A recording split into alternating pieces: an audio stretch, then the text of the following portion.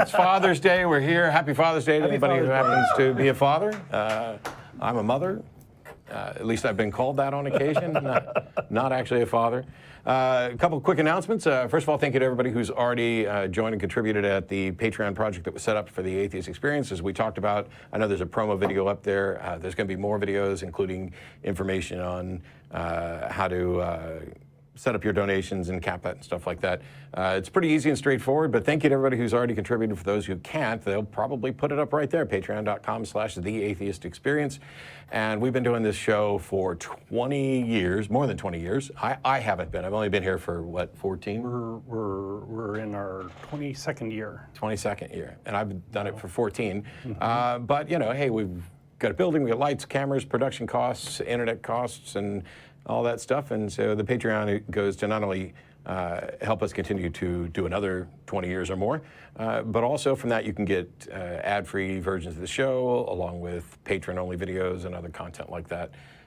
So we greatly appreciate everybody's efforts there, and things are going well, I'm told, so that's good. Next week is the 1000th episode of the Atheist Experience, and it's going to be a special one because my very good friend Seth Andrews is going to drive down from Oklahoma, hang out with me on Saturday night. Sorry you can't all hang out with us, but one of the things we're going to be doing on Saturday night is talking about a potential joint tour between the two of us. So there may be opportunities for you to hang out with me and Seth at some point. And then we'll do the 1000th episode here at the studio, June 24th, next Sunday. And that should be exciting because Seth's never been on the show. I don't know. I find that almost hard to believe, actually, that we've been friends for this long and he hasn't.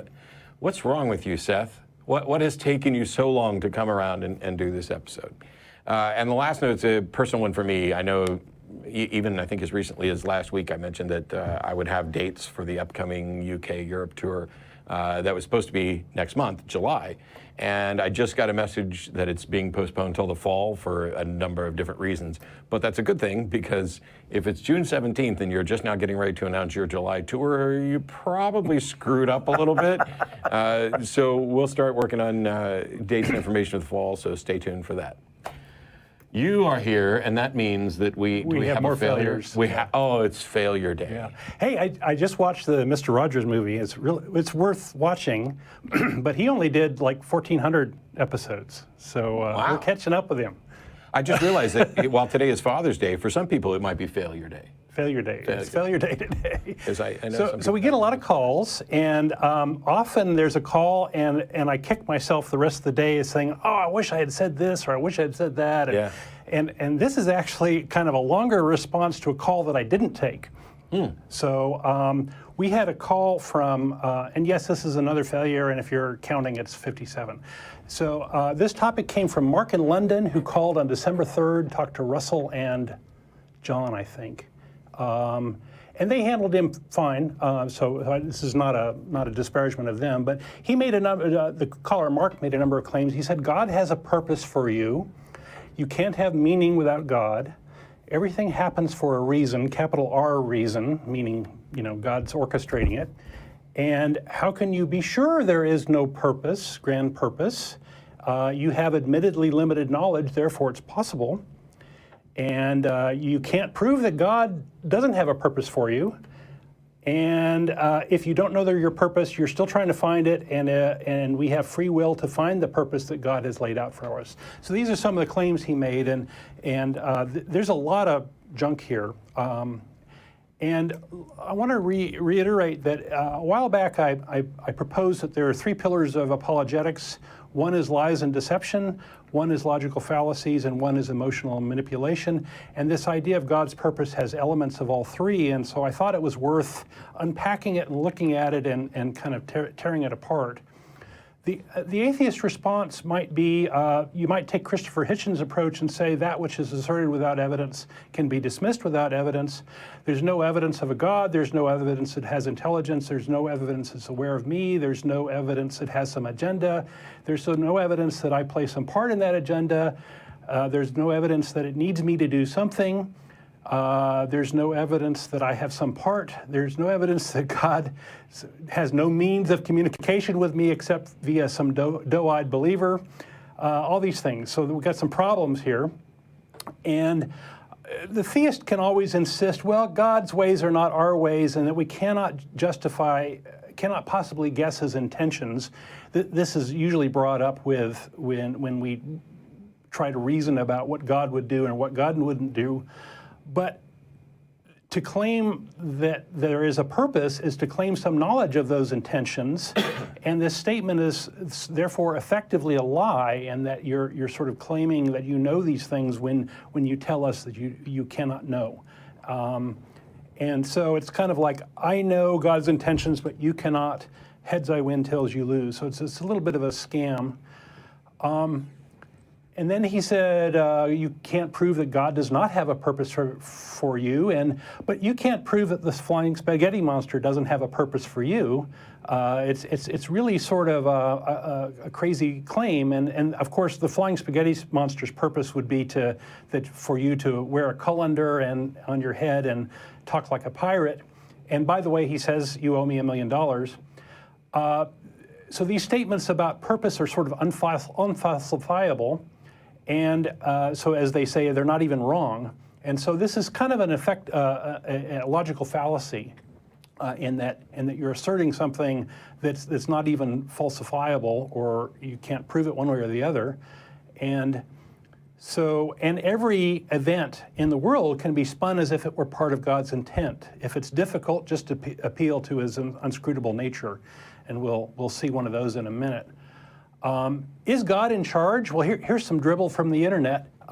God is constantly staving off evil, restraining the fury of Satan so that harm and calamity do not overwhelm us. The devil can only do what God allows. Every once in a while, however, God lifts his hand of restraining grace to allow evil people to carry out their wicked plans, but it only serves God's higher purposes. Gotta love it. So is God running things or not? Well, if so, then there's no need to play this game of guess his purpose. You have no choice. You're a tool. You are just a cog in the machine. If God, yeah. There's a curious vision that comes to my head, because years ago I talked about, like God as a mafia boss, but that particular statement, which by the way I recognize doesn't apply to every believer of every religion, right, or even particular versions of Christianity. But when you say something like that, I find that if you take it and put it in a different context, it's a lot easier to evaluate. Okay. So let's say you are tied to that chair, unable to defend yourself. Okay. And there's a violent attacker coming towards you, and I'm here. And I am the only person here who is capable of holding off that attacker, and I do that. I'm a good person. But if every now and then I go, yeah, go ahead, hit him a couple times, I'm a dick. Right. That doesn't make me a good person. Yeah, especially if you are very capable of doing that, right? Don, I really need you to know how much I'm protecting you right now, so I'm going to let him smack you around for a minute and then push him back. Right, just so you're, on the board with it, right? And while that's comedy, in the grand scheme of life, these things are coming out with respect to the various problem of evil issues. And so while it's funny to think, I'm going to let him smack you just so you know how much I'm protecting you, these excuses are made when they think God has lifted his protection to let him kill your kid. Hey, I'm going to let your kid get cancer. I'm going to let this thing happen. I'm going to do these other things, just so you know that I could have stopped it, and I'm powerful enough to stop it, and I'm stopping these other things. I mean, that's not just absurd. That is evil. Yeah. Yep. So is God running things or not? If he is, then whatever. If not, then why should we even pay attention to him? And he's just another agent with designs on our resources. So the third pillar, emotional manipulation. There's a lot of that embedded in this, and one is that you're so special. God has a purpose for you. God thinks highly of you. You are very important, and God is completely incapable of satisfying his goals without you. And this is kind of like a fawning, buttering up sort of emotional manipulation. But if you can't discover your purpose, it's a character flaw on your part, not his, right? God will be very disappointed in you, so there's some guilt there. And if you don't do the right thing. If you do the wrong thing, God will torture you. You know, if if you do the wrong thing as far as your purpose. So there's some fear involved here, and your life cannot possibly have meaning without God. You atheists. So you should be afraid of this, because you'll just be in some sort of moral abyss. And so the only real solution based on this emotional manipulation is to delude yourself into believing that you know God's purpose for you. And that's what I believe that the caller, Mark, had done. So what is that purpose? What could an all-powerful God need from a wretch like you? Well, maybe spreading the good news, because he can't seem to get the message across. Or maybe he needs you to breathe new tithers and arrows for God's army, because since he can't seem to do that, and women have their natural purpose, natural use as reproductive machines. What's the purpose of Ebola? What's the purpose of Buddhists? What's the purpose of slavery? Air pollution, the common cold, hurricanes. I can't fathom that. And purposes are kind of creepy. They're inherently self-serving. The purpose of a cat video has for you is to convince you to forward to the next person who will then acquire that purpose. It's a kind of a mimetic sort of thing. And maybe your whole goal in life is to be a tool, not only that but a tool of an invisible cosmic mass murderer. So, and there's lots of purposes you could find in the Bible that are pretty awful. I won't go through those. And what could be the purpose of atheists, as far as a Christian's concerned? What could be something maybe to torture in the afterlife and get some entertainment from? Or maybe we're put on the earth to serve as a test for the theist, and to present the siren call of logic, reason, sense, and morality. Oh no. And if the theist can resist this temptation, they'll get a special reward in heaven. And maybe the atheist doesn't even exist, and you can't prove that we do, so we must be just figments of your imagination. So in conclusion, God has a purpose for you is so riddled with problems that it's almost a shibboleth for muddle-headed thinkers, so we can find each other. It embodies all of the pillars of apologetics, and atheists call bullshit on it, and that's just another failure of Christianity. So let's take some calls. Yes. And actually, because I mentioned this last week as well, if you go to theatheistbook.com, you'll find Chris Johnson's coffee table book, A Better Life, and the documentary, A Better Life, which is his interviews with 100 atheists on joy and meaning in a world without God. Because this notion that you can't have meaning and purpose in your life, I don't want to give all the same examples that I've used before, but I will use one because this always strikes me as odd. Okay. Well, you have a degree. This caller was talking about the capital P purpose, right? That's what I'm talking about. Okay, go for it. Well, all right. I'm not. I mean, we make up our own purposes, right? And I'm not quite sure. So I don't know that capital P purpose is just bullshit. It's a weird way to say okay. it. I'm with you there. But the point is, you have an advanced degree. Yes.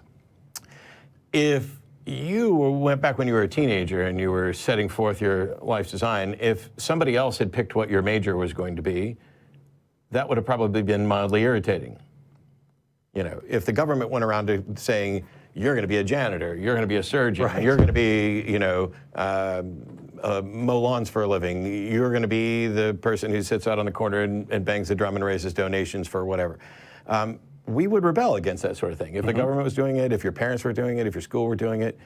And yet, curiously, when it comes to the capital P purpose, the big purpose for your life, instead of recognizing that this should be the same way, people seem eager to have this notion that there's a God who has some purpose for your life, that you are the plaything, you are this is what your life is supposed to be about.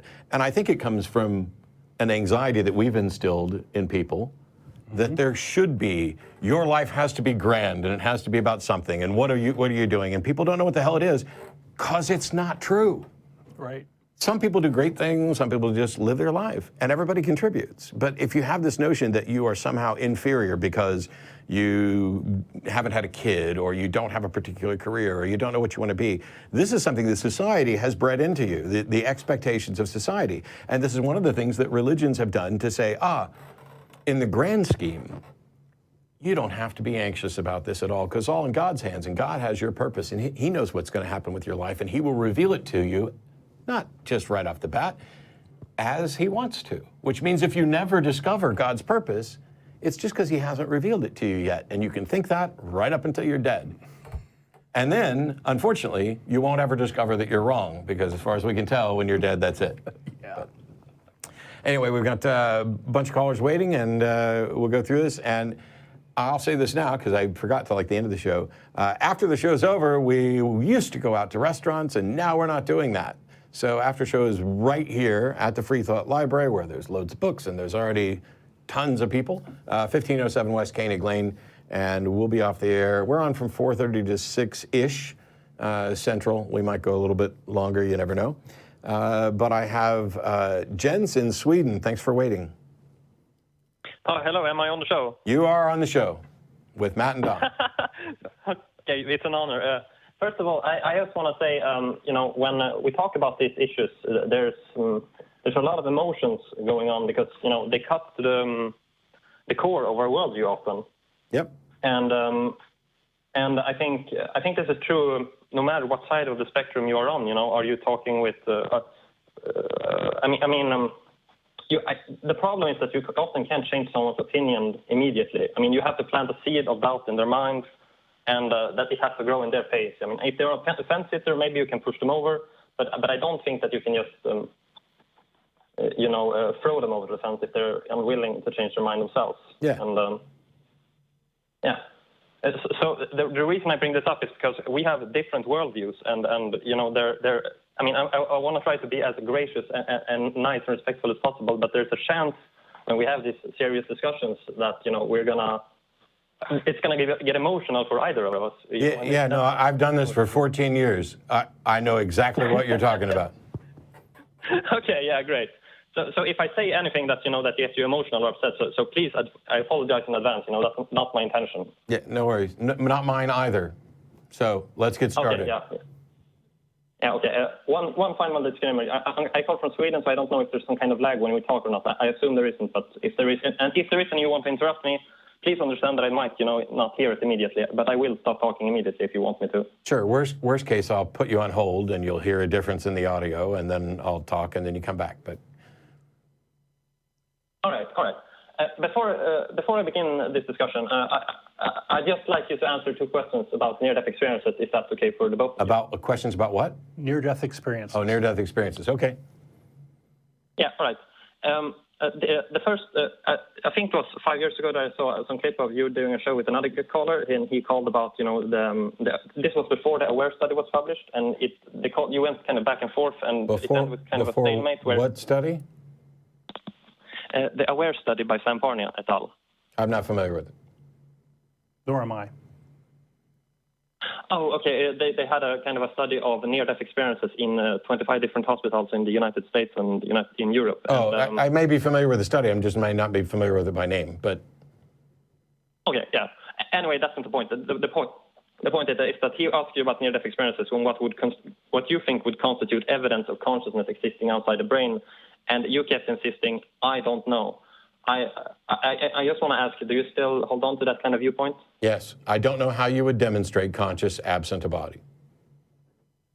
All right. And the second question, and then feel free to answer as well. Do you think that anything about the near-death experience constitutes at least some suggestive evidence that there's something supernatural going on? Or do you think that it's evident that promissory materialism will eventually save the day? I don't know of any serious evidence for some sort of idea that you would be dead and then come back to life. It seems to me, my understanding, that it's all about odd brain states that occur because of the unusual circumstances of the person, and when they come back, they may interpret it a certain way, and often they're interpreting it based on the ambient religion of their culture.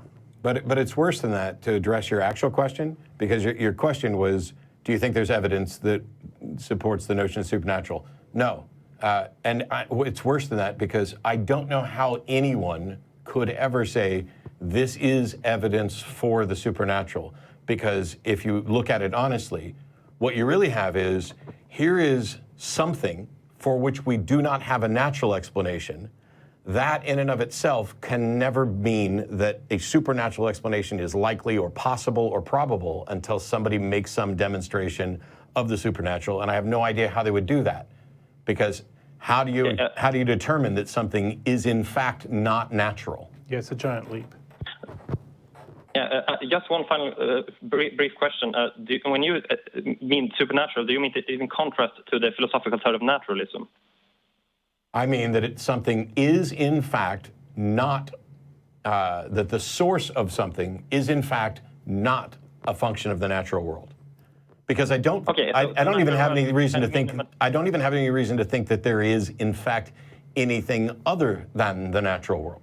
It's kind of awkward to be defining this because we're the ones that are kind of skeptical of the claim. It's like if you want to define the supernatural, we can start from there. That would be helpful. But but I think we're the wrong people to define supernatural. Yeah, I just want to clarify. By something being natural, do you kind of equate it with materialism or physicalism? Yes. All right. I am not a philosophical naturalist materialist in that I do not assert that the natural world is in fact all that exists. I'm a methodological naturalist, which means the natural world is all that I know to exist, and if there's something beyond that, somebody would need to demonstrate it. All right. Now I'm going to say something controversial and that you're probably going to disagree with, but probably. Yeah. What I think you're implicitly, whether you know it or not, is you're kind of conceding that you are a fundamentalist. I'm conceding that I'm what? I'm sorry. 2 seconds.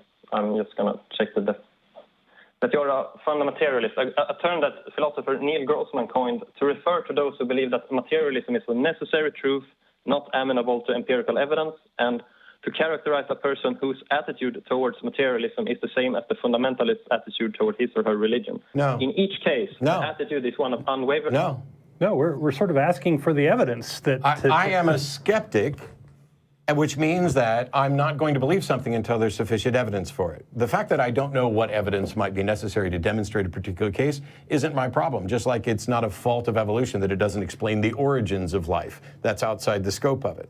So if there is in fact evidence that would reasonably lead someone to conclude that there is something beyond the natural world, I'm perfectly open to that. It's just I've never seen it, and I don't know how it could be presented.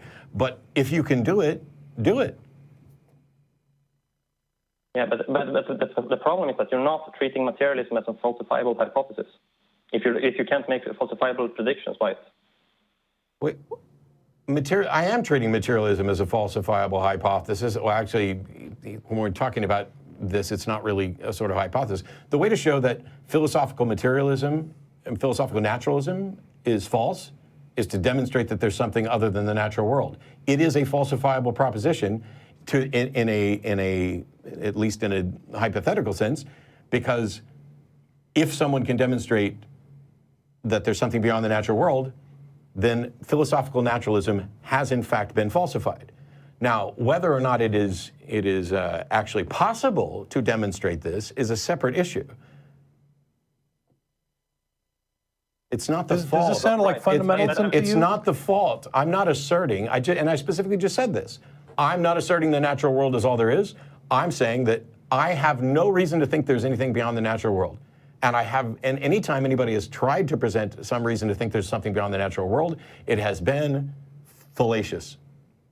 Usually an argument from ignorance or something. Yeah.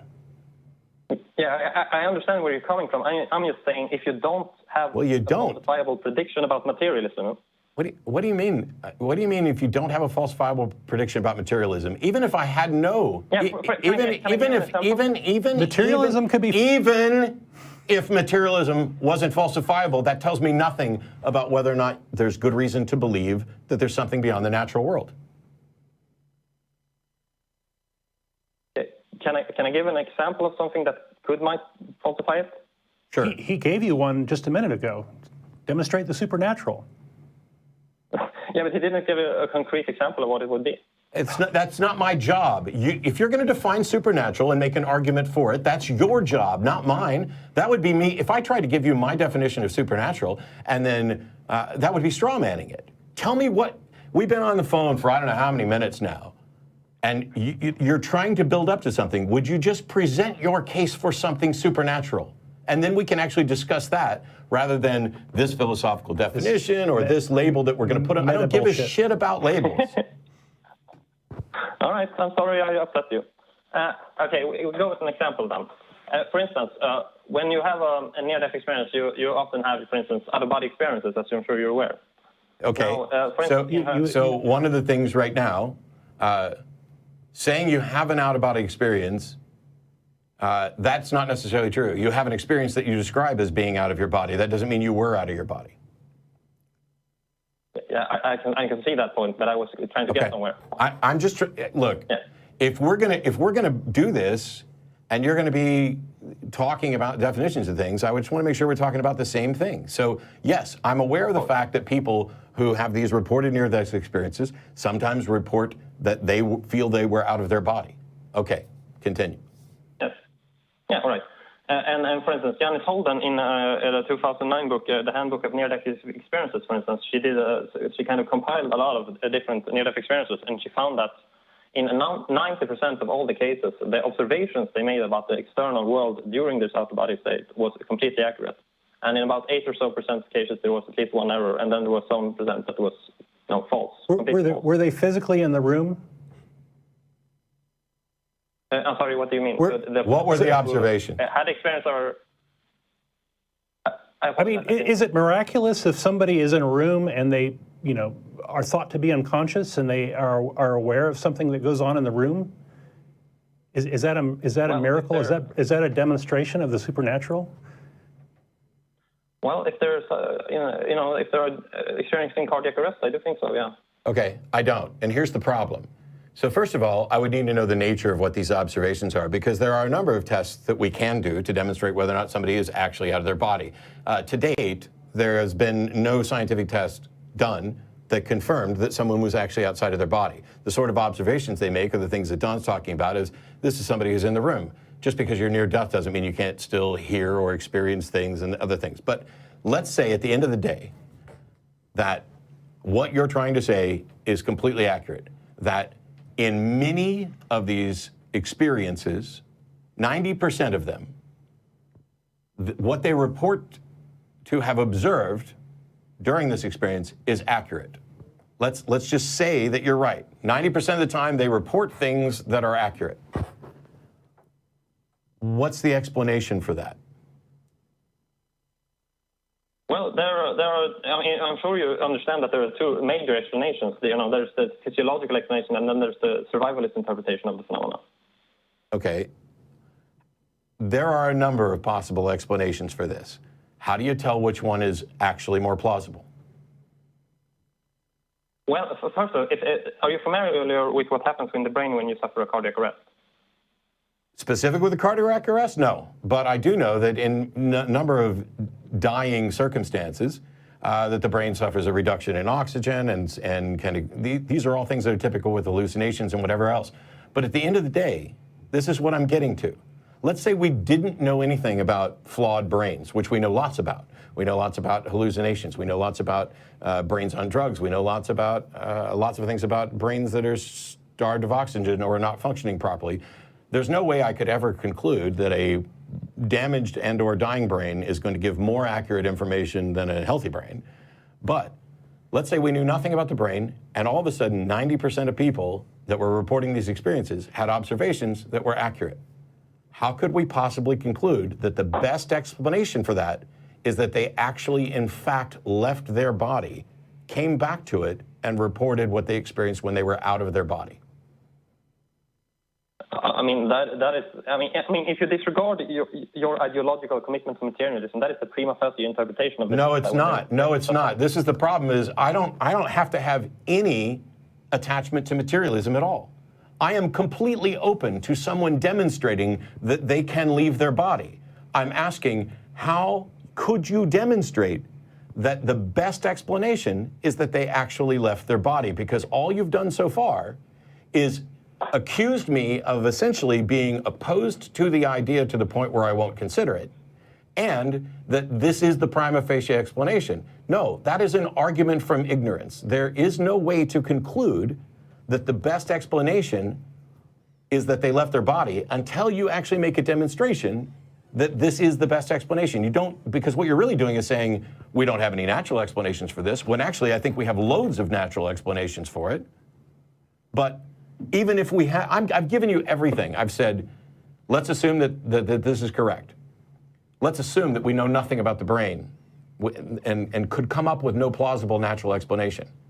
That still doesn't mean we have sufficient warrant to conclude a supernatural explanation, and I'm asking what it would take to demonstrate that the best explanation is supernatural. Well, for instance, if, as you said, we do have some knowledge about what happens when the brain shuts down and it is compromised and damaged, right? I don't know why we're going here. I just conceded everything you could possibly want and asked a simple question. How can you demonstrate? Get to the answer. You better get to the answer, because I've asked this repeatedly, and then you keep coming back and doing a tap dance. I've conceded everything. All I'm asking, how do you conclude that a supernatural explanation is in fact the best one? I'm a little worried. Okay. Because when the brain shuts down, you would expect no experience whatsoever. And yes. No. Why would you expect that? And by the way, I'll go ahead and concede this too. Let's say that we would in fact expect no experience whatsoever as the brain begins to shut down, which is a more accurate description of the near-death experience. Let's assume that you're correct. How then does the presence of some experience, which by the way is only reported after the fact and can't be demonstrated to be concurrent, you can't demonstrate that your brain is not inventing an explanation for the period that it was shut down. But let's say we had no explanation, no nothing. How do you determine that a supernatural explanation is the best explanation? Because they experience things while the brain was shut down that they shouldn't even have been able to experience. No, wrong, false, completely bizarrely false. I just got done explaining. You're saying they experienced something when the brain should be shut down. You don't know that. You have no way to demonstrate that they experienced something during that time. You just have a way, you can just demonstrate that after the fact, they had the experience of thinking that they had that during that time. This is the problem when you get to brain stuff. But even if we expected nothing to happen as the brain was going down, and even if you could demonstrate that in fact there was something happening, that there was actual concurrent experience, which couldn't be made up afterwards, how do you determine, for the last time I'm asking this, how do you determine that the best, the most probable, the most reasonable explanation is that there has to be something supernatural involved? All right, let's take the example from the AWARE study that they found. Okay, this was a person who was 3 to 5 minutes in cardiac arrest. And I'm asking a question. He's asking a methodological question. Yes. Presenting another study is just going to get me to concede yet another point, because you're missing the fine point. How could one possibly demonstrate the supernatural? By demonstrating that they were out of the body? I'm not really sure what you're getting at there. How do you know that whatever they're experiencing isn't natural? Do we know and understand everything about the natural world? No. Okay, so it may be possible that there's a natural explanation. And we just don't know it. Yeah. Hang on. Maybe possible. Hang on. So we know that it is at least possible that there's a natural explanation, because we are in agreement that there is a natural world, right? And that there are things about it we don't know. Yes, of course. That's a trivial point that they have points. Yeah. Sure. But we don't know that it's possible that there's a supernatural explanation, because we have no evidence for the supernatural. You don't get to say that the best explanation is something for which we have no understanding. We explain things in terms of other things that we already understand. So you would need to demonstrate that there is in fact something beyond the natural world, and that it can in fact do this thing and serve as an explanation for this phenomena. And then you would need to demonstrate that the phenomena occurs, and then you would need to demonstrate a causal link between that supernatural cause and the phenomena. And none of these studies do any of it. It is essentially something that, and I've studied this for years, I have no idea how you could begin to demonstrate the supernatural.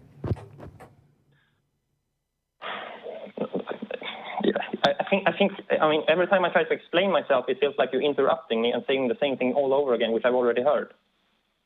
So I don't know if I can speak freely. You know why I've interrupted you? Because I've asked this question probably 4 or 5 times now, and you have yet to get anything near a methodology to demonstrate the supernatural. Instead, you want to go to another study. There's no study on the planet that has the methodology to determine supernatural causation. Yeah, but that gets back to the whole fundamentalist point. No. Oh my God! It's because it's a failure. Yeah, no, but I mean, you're not. Now you're back. I'm asking you to demonstrate the truth of your proposition and the methodology by which you can reach it. And instead of doing that, you are simply saying, you're back to being a fundamentalist materialist. Conspiracy You just theories. won't accept this. Yeah. I'm asking you, what is the methodology? And I said I was asking for the last time, but this is literally the last time. What methodology can you provide that would demonstrate supernatural causation? All right, if I had a cardiac arrest right now, and I flew over to you and saw everything that was in your room right now, would you consider that as evidence for the supernatural? No, and that's also not a methodology. Okay. That's a question about actual evidence and how to interpret it, so goodbye. I would be happy to consider that case if in fact you were to suffer cardiac arrest at your house right now and describe what boots I'm wearing. Oh, actually, there's pictures of this. That wouldn't be. If you were actually able to come over here and if I opened my wallet under the table and you were able to tell me exactly how much money's in my wallet, that would be impressive. That would be cool. That would be the sort of thing that I, as a mentalist, and other people would say, I would like to learn how to do that. And that would begin. Good magic trick, right? That would begin an exploration into the possible ways that this could be achieved. Now, there may be natural ways that it could be achieved. Maybe you're in cahoots with Don. Maybe Don counted the money in my wallet while I wasn't looking, and he told you.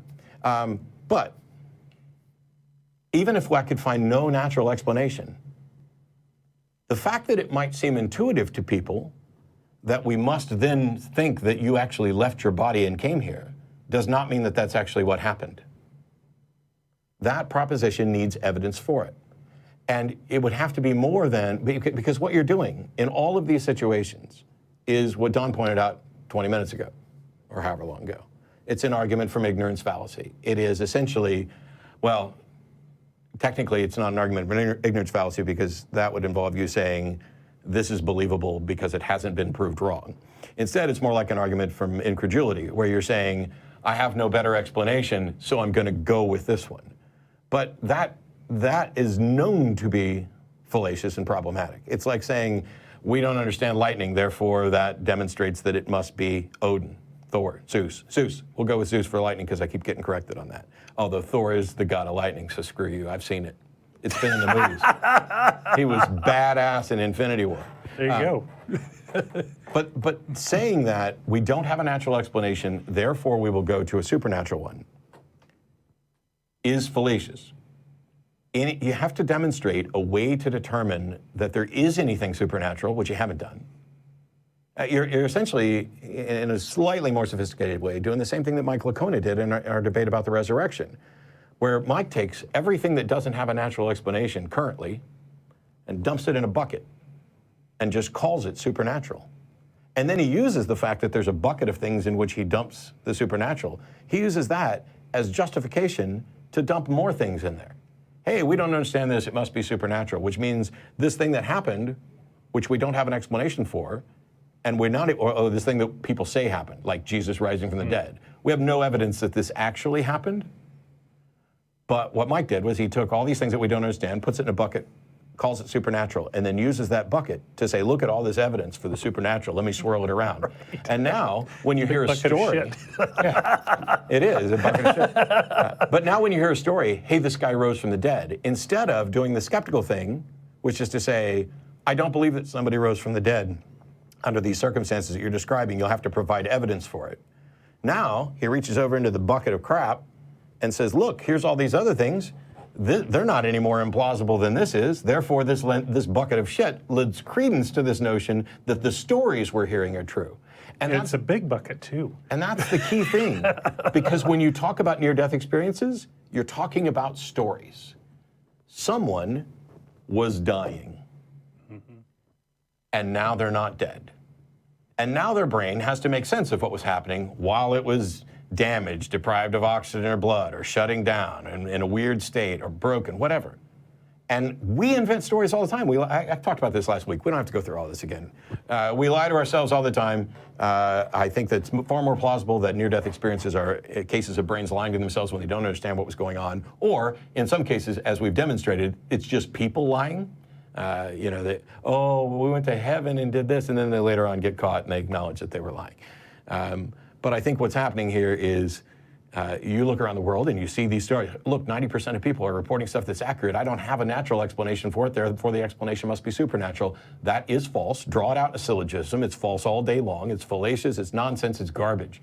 The correct position is the skeptical position, which is not one of a fundamental materialist, as you would want to say, but to say, I have no idea what the explanation is for near-death experiences. I don't. I'm willing to be convinced of any possible explanation were there to be sufficient evidence for it, supported by a proper methodology. Boom, done. And yet that never happens, as is evident by the fact that we had to ask over and over and over again, and all we get is more anecdotes. The plural of anecdote is not data, and data is not a methodology.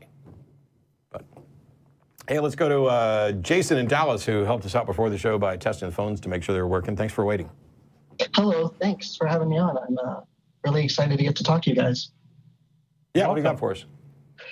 So I'm an atheist. I had a discussion online not too long ago, and it was a point that I sort of came up with, but hadn't really ever heard. And when I brought it up, I kind of just got, wow, that was a really good point, and then they deleted the post. So I didn't really get much out of it. But the idea was that what if God told you something and you needed to know for sure that it was him, or if you needed clarification because, we lack his wisdom. How do you know it's him and not your own mind or a demon or something like that? Sure. So the answer that this person came up provided was, if you're ever unsure, it was to go to the Bible. I feel like this creates such major problems, and it's really just a solution that creates more problems, because on the one hand you have, you really just have two sources. I mean, you've got the omnipotent God who knows everything, and then you've got the Bible that is, supposed to be the unerring word of God, but it's also finite.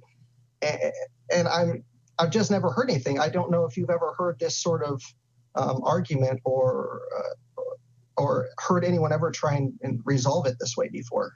It's not a resolution, and yes, we've heard it before. It's a circular argument. They're presuming that there is a God who wrote or inspired the Bible, and that the Bible now becomes the standard by which you judge stuff. Well, why not the Quran? Why not the Hadith? Pick something else. What makes you think that this is the standard by which you should judge that? Meanwhile, it also sets up a scenario where anybody who thinks they got a message from God and they can point to something in the Bible, you have to consider they're right. And if that were the case, then we wouldn't have over 1,000 denominations of Christianity right now. Sure. We wouldn't have Catholics and Protestants. 30,000 in the U.S. alone. Yeah. You wouldn't have the First Baptist Church and the Second Baptist Church, both of whom claim to be getting message from God, both of them pointing to the same book and coming to different interpretations. If anything, this is evidence against the notion that there's a God, because if there's a God who's all-powerful, all-knowing, et cetera, like that, he couldn't possibly be stupid enough to reveal a message to a band of warmongering goat herders and never update it, and then allow all this confusion to go around. It's funny because there's a passage in the Bible that says God is not the author of confusion. The Bible is confusion, therefore God is not the author of the Bible. I mean, you can do that shit all day long. Yeah, sure. I've also heard, that if you don't know what to do, when you're reading the Bible, if you are unsure or you're confused, to then listen to God to provide you. It's a Rorschach test. You know, Sure. Jeff D calls it the big book of multiple choice. You can interpret it any way you want. It's wisps of stories that really have little points sometimes, and you can read into it whatever you want. And so you can delude yourself into thinking anything you want this way, with this methodology. It's not an attempt. It's not. It barely qualifies as an attempt of solving the problem. If you look at like John Loftus's stuff about the outsider test for faith, this notion of if I knew nothing about your religion, how would you convince me that it's true? It can't possibly pass. This gets to the same thing about the supernatural. There is no methodology or no demonstration of methodology by which you could do that. And so you're right. If you think you're getting message from God, not only can I not tell whether you're getting messages from God or merely making stuff up on your own. I can never tell that. I mean, this gets right back to one of my favorite quotes from David Hume, which is revelation is necessarily first person, and to everybody else it's hearsay. So I can't tell, I don't know whether or not you're telling me the truth about what you think God told you. I certainly can't tell whether or not a God told you. But the problem is worse because you also can't tell. Yeah, and I've continually tried.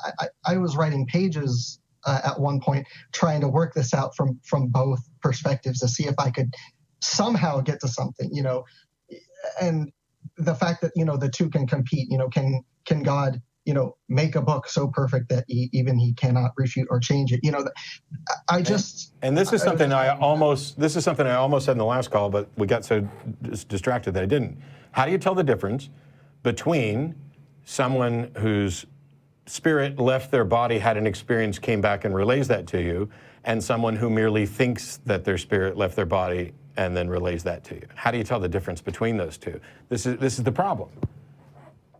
Yeah, absolutely. I mean, there are ways to tell, if a phone's ringing in the room, there are ways to tell which phone's ringing. It's not the fault or problem of science or even philosophical materialism that people who are making supernatural claims cannot demonstrate the truth of their proposition.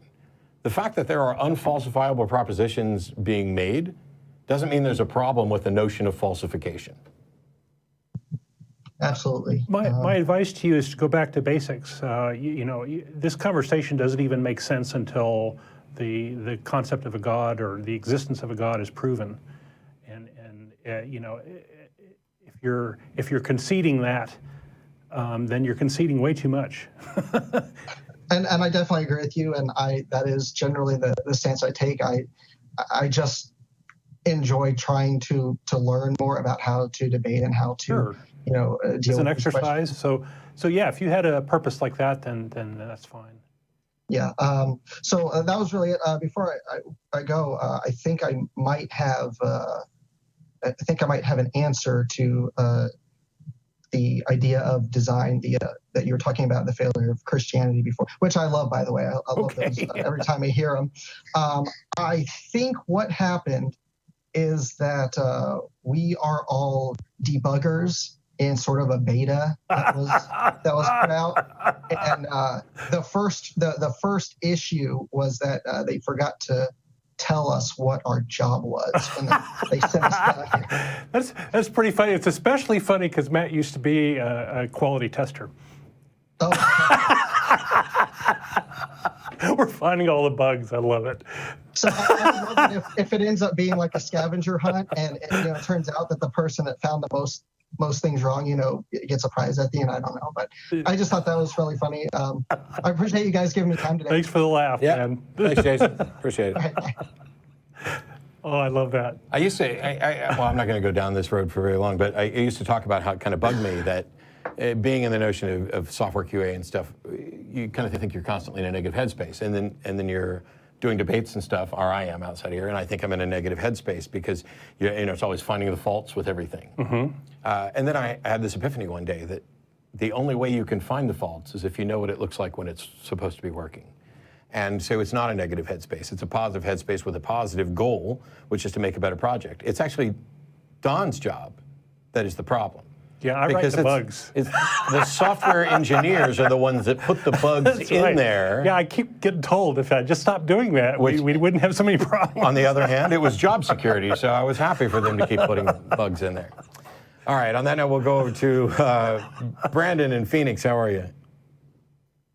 Yeah, hey Matt, how are you? It says here, can I mention what the call screener note was? Yeah, go for it. Brandon wants to present evidence of God and guarantees this will be the best show ever if his call is taken this time. Wow. Wow. We're in awe, man. Go for it. Well, I cede the floor. let me start by just kind of to stage things. Let me ask you if for example, I had buried $30 million worth of gold, and I approached you with the proposition that if you help me dig up this gold, which I've stamped to prove that it's my gold, it's got my name on it and all of that, and I guaranteed you that you were going to get 30% of the take for helping me dig it up, would you want me to draw up a contract to our agreement? Yes. Now, why would you want me to draw up a contract? Because it has legal protection in the case that you try to screw me on the deal after. So basically, I mean, in short, so that the story doesn't change after we dig up the gold, right? I suppose you can phrase it that way, sure. But the real thing isn't, I'm not as concerned. I can't come back and I only told you 5%, not 30%. Sure, yeah, okay, well, that's a version of the story. I'm just saying that I would do it because there's legal protection there to keep me from getting screwed. Right. So, But before I grab a shovel, you're going to have to actually demonstrate that the gold's real, because I'm just going to, basically I would well, that was probably my next also. point is you have no idea if I actually buried anything, so you'd kind of have to take my word on faith. No, because the contract. I actually buried. No, I don't have to take your word on faith for anything, because the contract would be written in such a way that if you have $30 million in gold and you're going to give me 30% of it, well, let's just say $10 million to make the math easier. You got $30 million in gold. If I help you dig it up, I'm going to get $10 million in gold. What's going to happen is you're going to guarantee me payment of $10 million for digging X amount, because I'm not just going to keep digging holes with you forever. There's going to be a description of what the actual job is and what the payment's going to be, and an agreement. It doesn't matter then whether or not you actually have gold, because I'm either getting my money or I'm going to take everything you've got, suing you afterwards for breach of contract. And now I don't have to believe your story. You're a smart business guy, and I mean, I would like to state that, intellectually, I think you absolutely dwarf me. If well, you and I that doesn't matter. I mean, think you would absolutely have a higher IQ than I do. So, but I don't care about IQ. The one thing I've got on my side is actual wisdom, being in the truth. And see, I would say that wisdom. Interesting conversation. I would say that wisdom is exactly the sort of thing that would make you design the sort of contract that I'm doing, because wisdom is about lessons learned and having an understanding of reality. That would be wisdom. IQ doesn't matter. You could have 80 points lower IQ than me, but if you've learned the lesson about how to not get screwed, you can still write the same contract. So I would say that is wisdom. Right. Wouldn't you say it's a wise contract? Contract is simply that, we put things in writing so that the words can't change. So that's, kind of why, the Old Testament and the New Testament is also referred to as the Old Covenant and the New Covenant. Yeah, it's that's curious. Kind of it's curious that as to why. Go ahead. The God that I'm trying to prove, why He put everything in writing, is so that the story can't change. How do you know God put everything in writing? And why did He need to amend it? Well, as far as, the purpose of amending it is, ultimately in the Old Testament, He told the Jews that I bring you a curse this day, that the law is a curse to them. So, and this is also why Jesus said salvation comes through the Jews. He's going to use these people who, went with Moses out of Egypt. Can we stop preaching and move to the proof of God? We complete. So first of all, you're supposed to be presenting proof of God, and second of all, this notion of we write things down so that it can't change. That's separate. But well, I'm gonna come back. I'm gonna circle back around to that. So, but I guarantee you're going to do a lot of circling, because it's already you're beginning with essentially a circular argument that we need to rely on the Bible because it is the words that were written down so it couldn't change. And yet the issue is, how do you know that anything in the Bible is true and accurate? with respect to what you're going to claim about God? Well, I mean, let me start here. As far as all over 75% of all scholars and historians can agree that Jesus of Nazareth was a real person. Well, okay, so first of all, 93% of all statistics are pulled right out of somebody's ass at the time that they need to use them. But the percentage of the percentage of people who believe that Jesus was real is irrelevant to whether or not he was real. And even if everybody believed that Jesus was a real person, that doesn't mean that we have evidence that he was divine or God.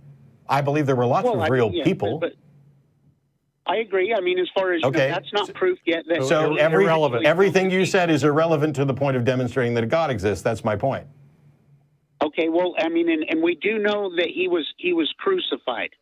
Well, we know that the Bible claims that he was crucified. It's not like we have any evidence of a crucifixion outside of the Bible. Well, we don't even have any evidence. Modern scholars all agree. Brandon.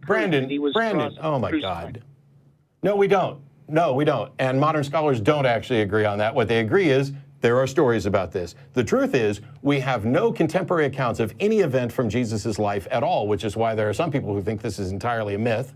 I'm not making that argument. But if you're just going to come on here and say, oh, 75% of scholars agreed that he was a person, and most modern scholars agree that he was crucified, none of that matters. Because let me just concede, for the sake of this argument, Brandon, let's just assume I believe Jesus existed and was crucified. Okay. I don't actually believe that's the case. Your debate that you did between Bart Ehrman and Bob Price. So, I mean, I wasn't involved in that. They had the debate. I'm saying for the purposes of this discussion right here, let's just pretend that I believe that Jesus existed and that he was crucified. Neither of those things, neither of those have any relevance, any bearing on whether or not there's a God. Well, I mean, but he claimed that he was God, and that's why he was crucified. So what? Okay, I agree. Brandon, were there other people who were killed for heresy? Were there other people who went around claiming they were God? Okay, so were those people God? No. Okay, so doesn't that mean this is irrelevant, that somebody claimed they were God and were killed for it? Well, I mean, I'm getting to that because, see, I mean, God did something very... You've got to get to it a lot better than just starting... You've got to get to this a lot better than just starting with a parade of things that are irrelevant. What is the proof, the evidence that God exists? That he did, the proof that he provided us to prove his claim that he was God is, number one, prophecy in the Bible. And then number two is the fact that, the works that he did, the miracles that he did that convinced all of these other people that, this is, not a normal person can't do these things. A normal person I agree. Just I agree. Now, please demonstrate that he actually did any of the things that are reported. Well, I mean, if you, I'm just going to give you the elevator version. Why don't you give us the best one? Why don't you give us evidence? Because it says here that you're going to present evidence, and you presented nothing but claims. So present evidence. Do you even know what evidence is? Yeah, let me get there. As far as, we do know scholars all agree that the book of Daniel was written between 603 and 606 BC. That's when that book was written. And in this, it was given the prophecy that the Messiah, Jesus, was going to come and enter into the streets of Jerusalem. That's false. In exactly 483 years. Brandon, that's false. It doesn't say Jesus in Daniel. Well, it says the Messiah. Okay, but you said the Messiah, Jesus.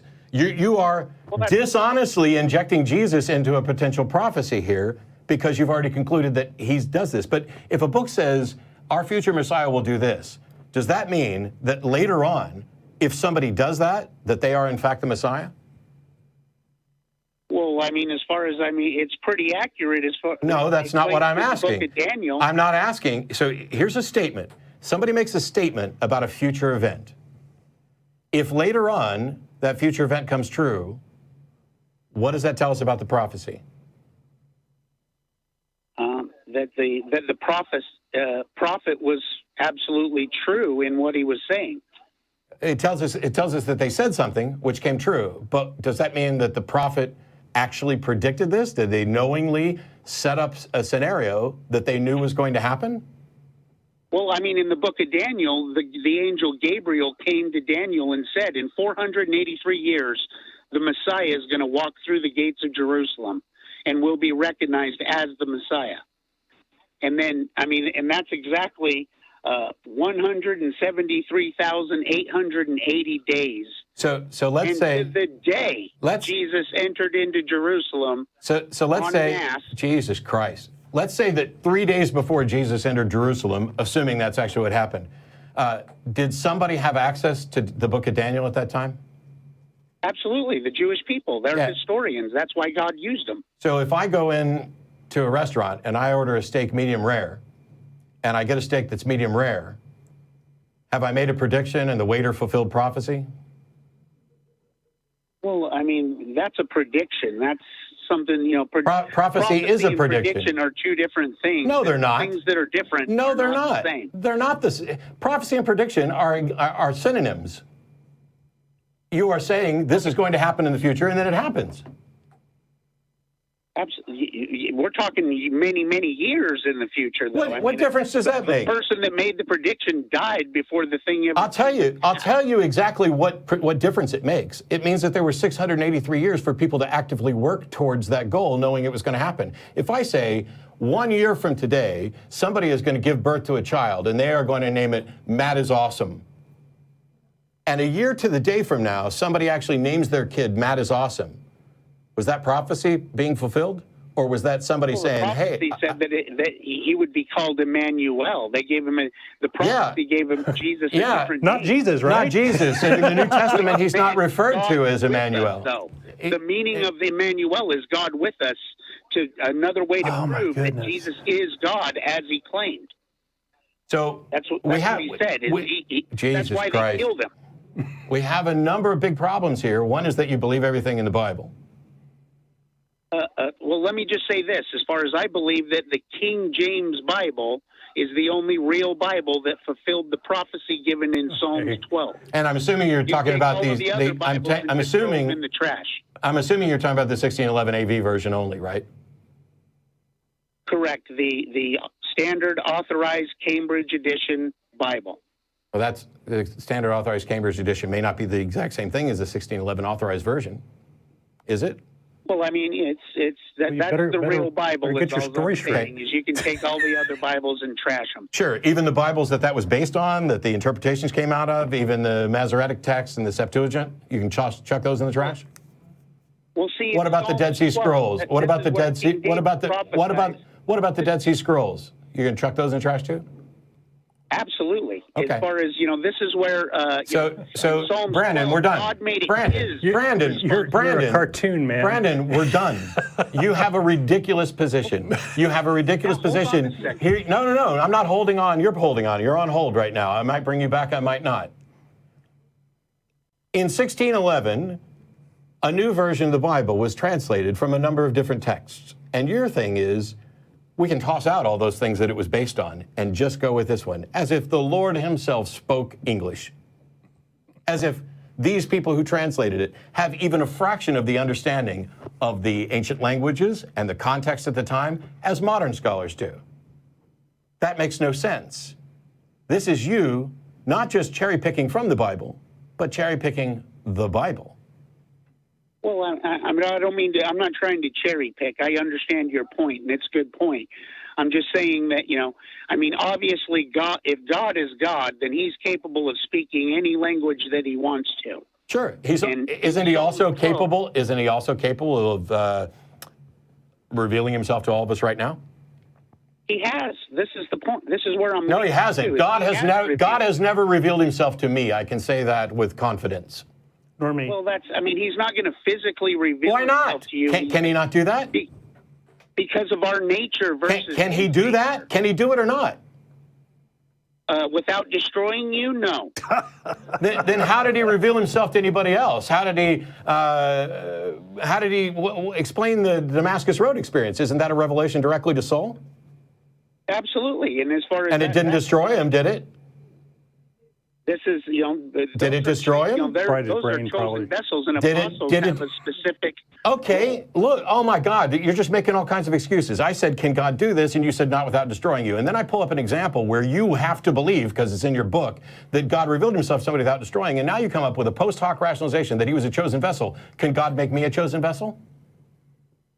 Of course, I think he has. Why I hasn't think he? that if you actually Wait, were so- Well, then we're back to square one. No. Why doesn't he do it? Because now you just said that you think God has made me a chosen vessel, but you said that God couldn't reveal himself to destroy without destroying me.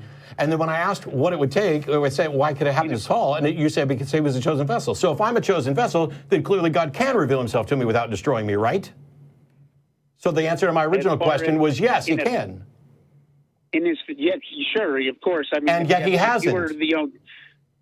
If you were to be an apostle, which their function has already been served, it's done. So apostles have to believe before the revelation?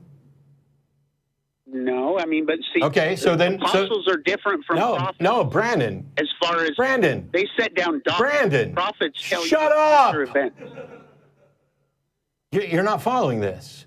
You've said I'm a vessel and that God can reveal himself to me. And then when I say, why hasn't he? You say it's because I'm not an apostle. And I'm asking, do you have to be apostle before that you get the revelation? And your answer is no. So it's irrelevant to why I haven't received the revelation yet. Don't you think that if God considers me a vessel and reveals himself to me, that perhaps I might become an apostle? Well, no, because I mean the apostleship is already done. There won't be any more apostles. So then God can't reveal himself to me because I can't become an apostle, right? Well, no. He has. No, he hasn't. Here on earth right now. See, Brandon. Sorry. God has not revealed himself to me. Period. Full stop. Well, let me explain how he's done this, except you just don't see it yet. Oh my God, Brandon. How can it be possible that something has been revealed to you and yet you don't see it? That the process of revelation intrinsically includes the recognition of the observer.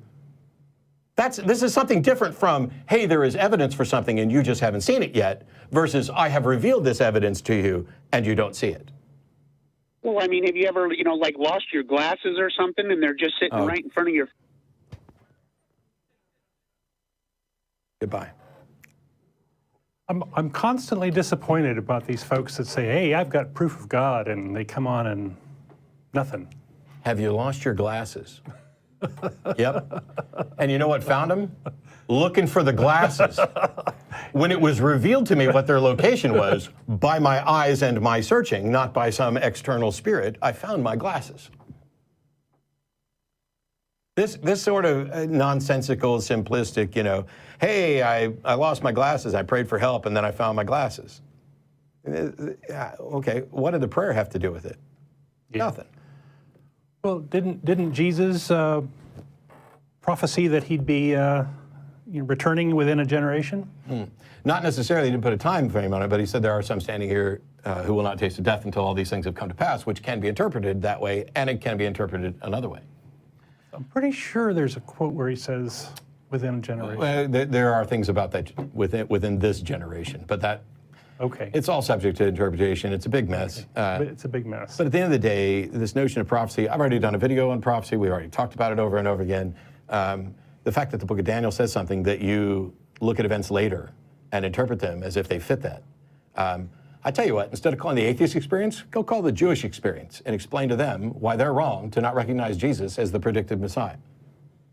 Because they believe in the prophecy, I don't. And you think the prophecy's been fulfilled, and they don't. So when the two of you sort out what's the actual truth about prophecy, then call back. And when you can get atheists and Jews to say, yes, we agree this is prophecy and it was fulfilled, but we still don't believe in Jesus. Whatever. All right. Is that... Michael, you there? Oh, yes, I am here. Hey, you're on with Don and Matt. Well, thank you so much. Hey, I really appreciate you all having me on. And just want to say that congratulations for hitting 1,000 shows. Oh, thank you. Yeah. And so Well, I just wanted to ask you, I guess, a couple of preliminary things, and then I can get into my point. And I will try to make it quick. And the last couple callers didn't really. But so I want to ask you, do you believe that there is intelligent life out there or on this planet? Is there any intelligent life? Is there any intelligent? Yes, I am intelligent life. So Okay, so you believe humans are intelligent life. Yep. Why do you believe that? We're life and we have intelligence. Because we're the ones that define what life is and what's intelligent, and we fit those definitions. How do you define intelligence? Well,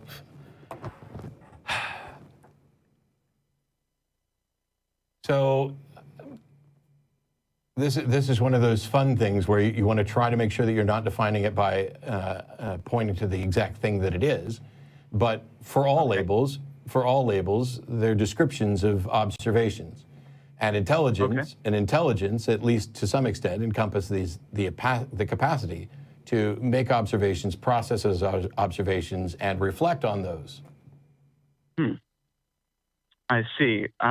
So you're saying that the intelligence of humans is based on our ability to process information and think about it, make decisions, do things based on that information that we are processing? That is a part of it. That doesn't mean that the fact that something can process information is in fact intelligent in the same sense. It's why we have different, and there's a lot of discussions and debates about the difference between like sapient and sentient and things like that, because we try to narrow down the different categories of this. But rudimentary intelligence, I think, would essentially get down to that observing, processing, reflecting on, decision-making sort of stuff. That doesn't mean that there aren't more robust and less robust versions of intelligence. For example, I think cats have intelligence. They certainly can do it to the same extent. You could make an argument that a computer, I mean, we're working towards potentially some sort of what we'd call artificial intelligence, but I play against chess computers, and certainly they're getting some input, evaluating things, and making decisions. So that probably counts as some version of intelligence. It's just not the same as ours. Okay. And so one more little preliminary thing. I'm almost to my point, I swear. I'm sure there's probably other callers, so I don't want to hold up too much. So would you say that the things that humans build and design, just pick anything, a house, a car, whatever, computers, like you were saying, is that indicative of an intelligence? Well, the thing on its own isn't. The thing in and of itself isn't necessarily. That it was created by intelligence. Well, see, now that's the thing. We know whether Can I finish? Yeah, go ahead. Sorry. We identify whether or not something was intentionally constructed by an intelligence by contrasting the things that occur naturally without guidance with those things that do. So I know that this building was designed and built by humans because all of the evidence for this particular building and for everything that is like that supports the notion of being designed and built by intelligence. And there is no supporting evidence that a building like this is just going to spring up through natural processes on its own. I see. But you can look at the building and see elements of design, like you were saying, is not found in nature, and that's what we only can tell. We only see elements of design because we've demonstrated that these things are in fact designed, and we have not demonstrated that they could occur naturally. I see. Looking at nature, I'll get to my point now. Thank you for that. I do appreciate it.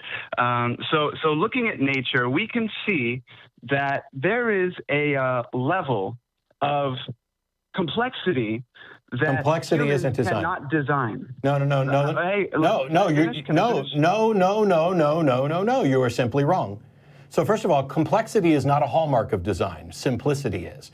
The better the That's design, fine. the simpler it is. Oh, really? But, yes. Really, you think so? I not only. Well, Are you laughing? Are you laughing? It's either way. Are you laughing?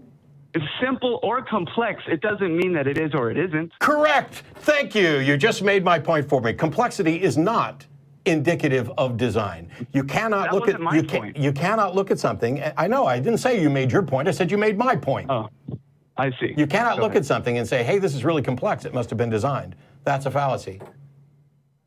Okay, yeah, fair enough.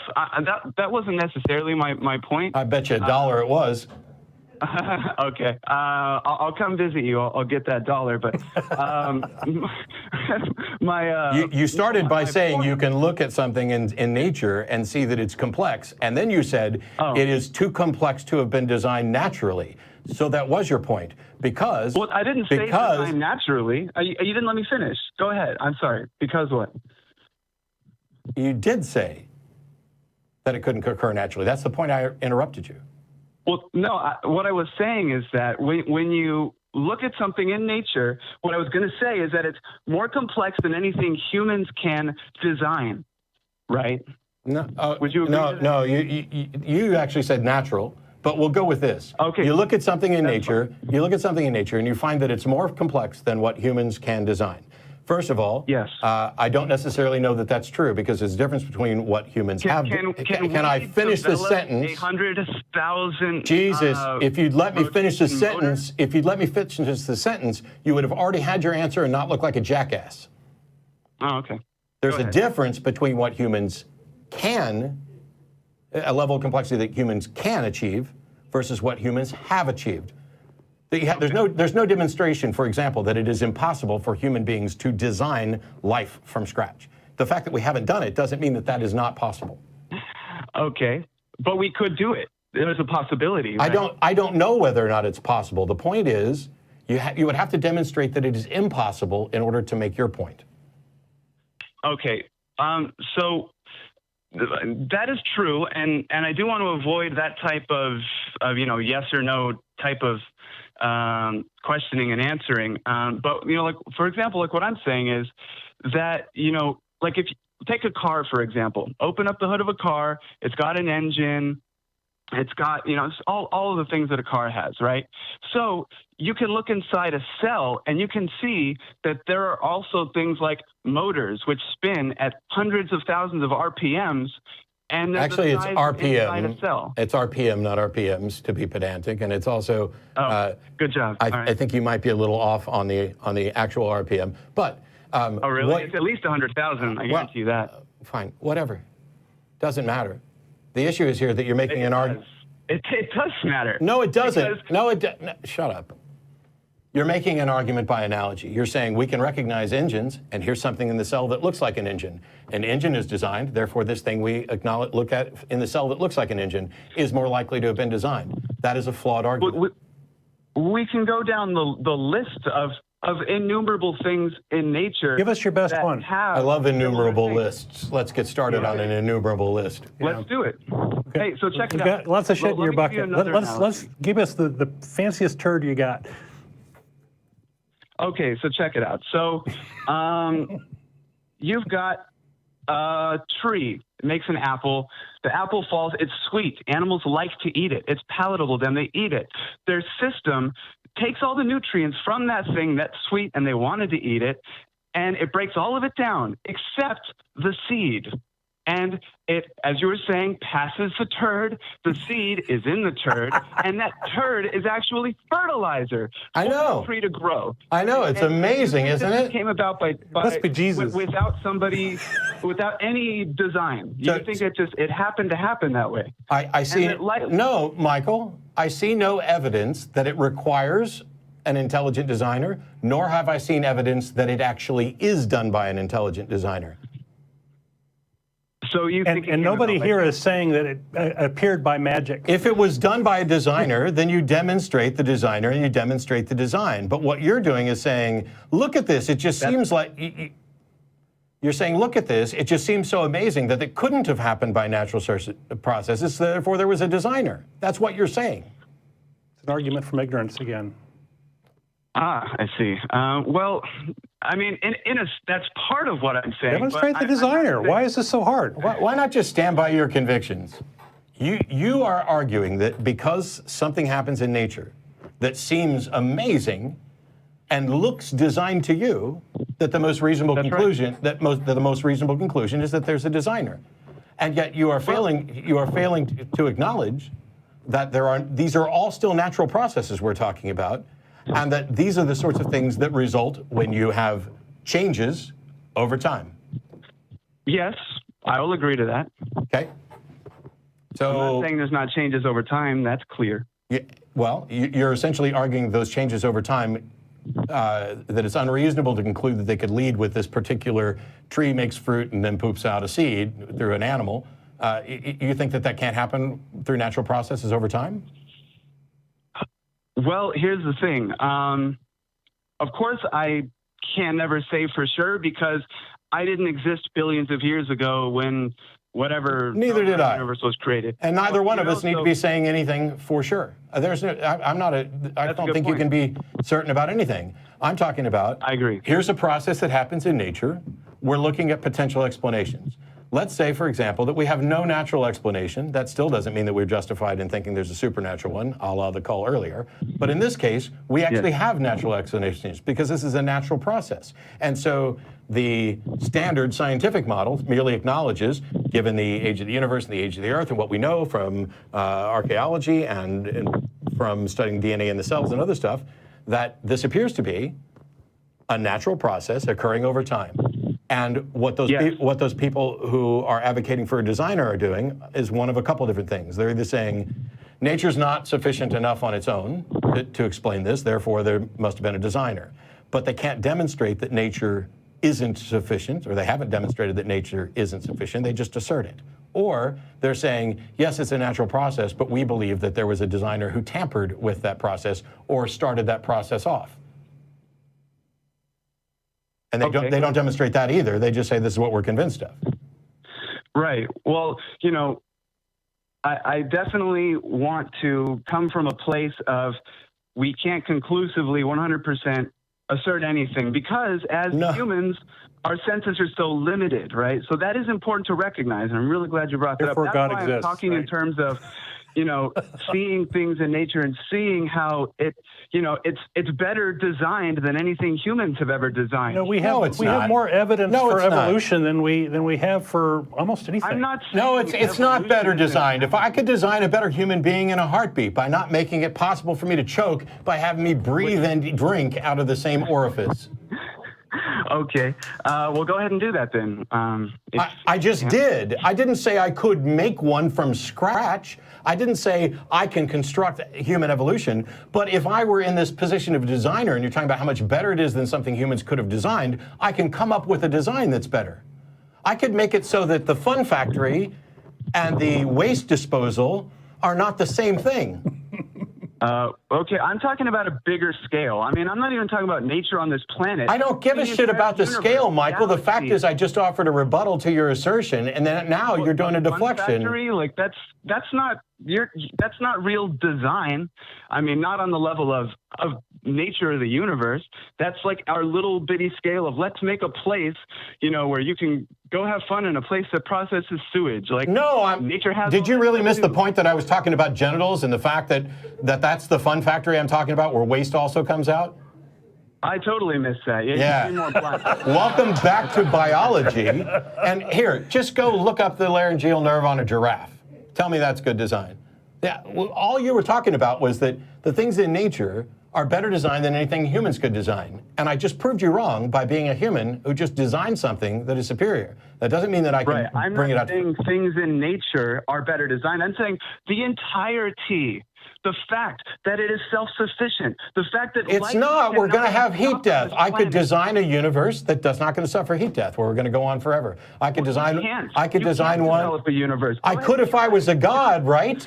Can we concede that your Apple analogy didn't work out? Hey, that was the best one? Hang on. Isn't there heaven? Do you think there's a heaven? That's a whole other conversation. No, it's not. It's the question I'm asking you right now. Do you think there's a heaven? I'll tell you this. I don't know what happens after we die in this body, but I think something happens. One of those possibilities This is just wild. going to a nicer place. One of those possibilities could be going to a worser place. Nice defense mechanism to avoid the obvious flaw in your argument. I'm telling you what I believe. Is it possible for this intelligent designer that you believe exists to design a place that is better than this universe? Is it possible? Of course. Okay, that's the point. Okay, so I don't understand what you proved. Okay, this universe you think is better than anything humans could design. And yet you and I can both agree on a design that would be better, right? Well, now you're challenging. Is that a yes or a no? Levels of infinity. There's an infinity, but there's a bigger infinity. Like, you know. I don't have patience in infinity, so can we agree that you and I could design a place that is better than this universe? Could I design? Or is there nothing? Oh my God, Michael, this is so frustrating. I couldn't design. Stop. Of course I can't design a universe. What are you talking about? Okay. Is there anything about the universe that you think could be better? Well, here's the thing.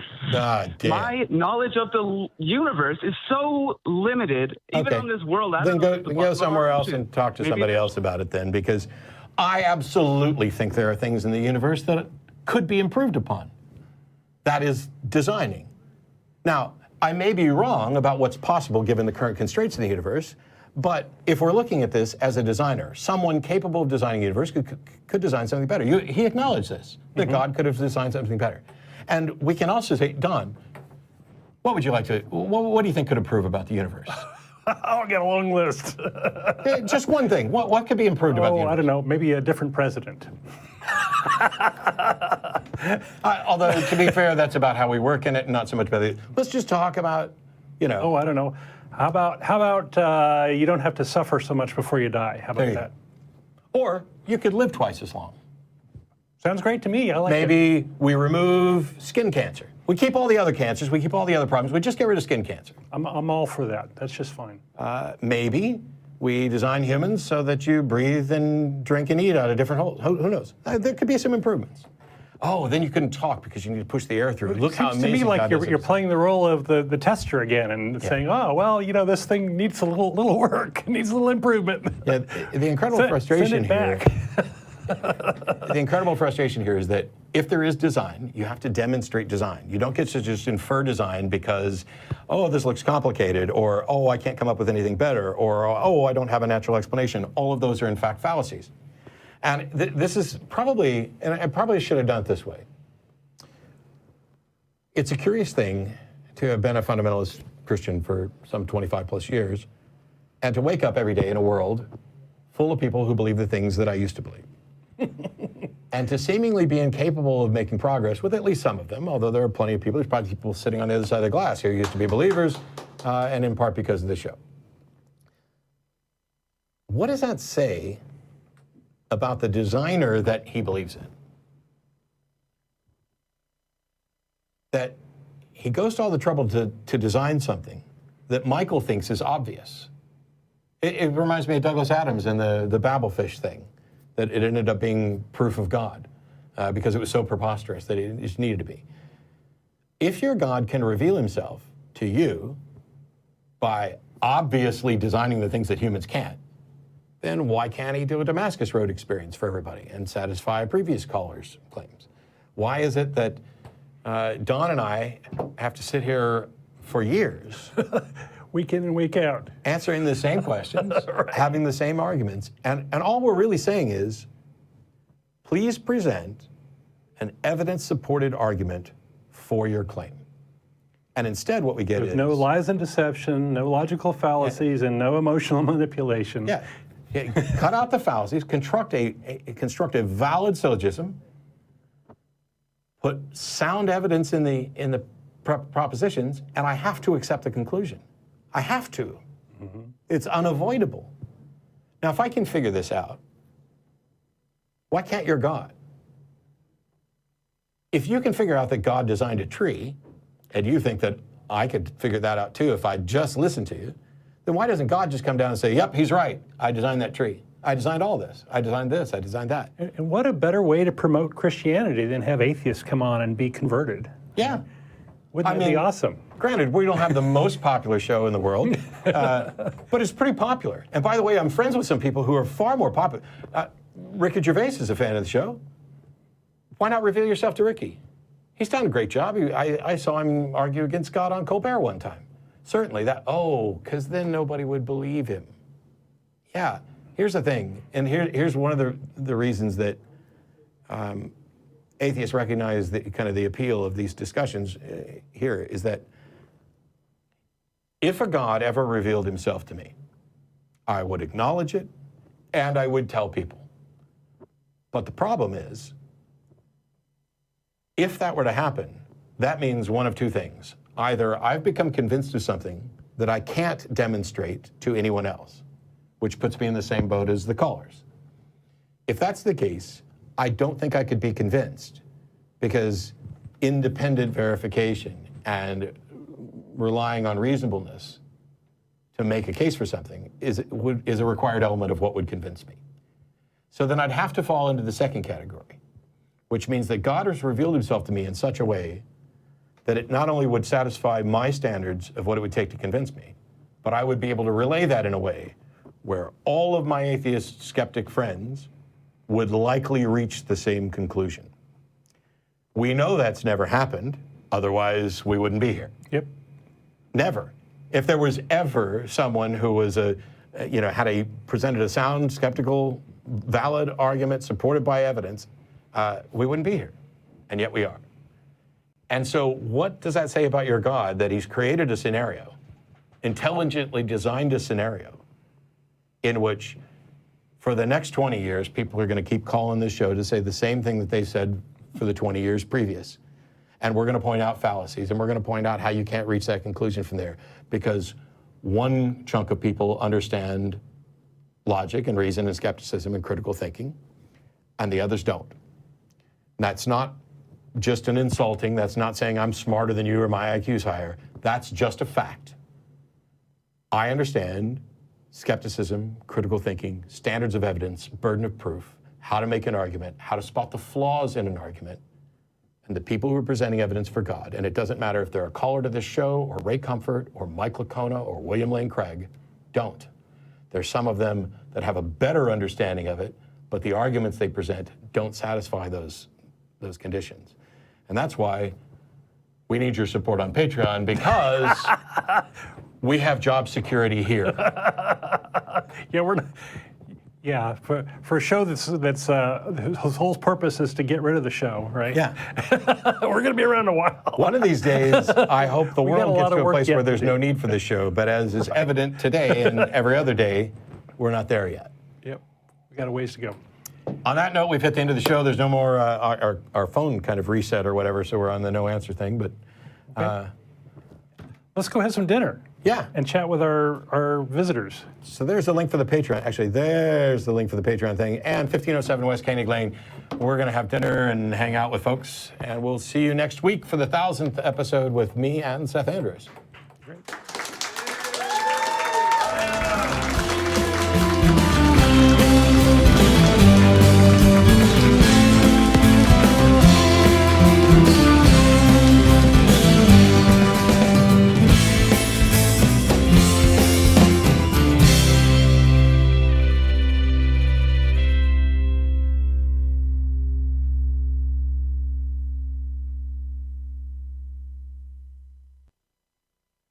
Okay.